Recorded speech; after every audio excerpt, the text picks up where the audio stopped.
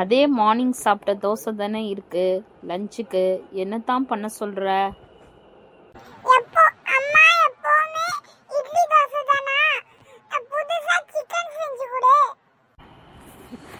அப்புறம் அவன் வரும்போது அவனுக்கு என்ன பண்ணி போடுவோம்? ஏதாச்சும் மூக்கு மேல கோபம் வரும். இருக்கிற சாப்பாடு அது.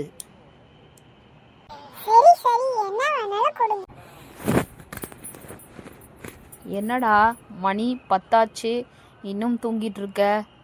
வெளியே போனோன்னு சொன்ன.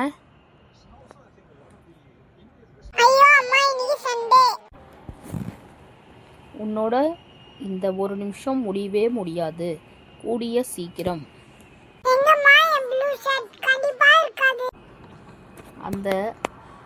அதோ பாரு, அங்க அலமாரியில தான் இருக்கு. நீ அங்க பாப்பியே, அப்படியே திருப்பி பாரு.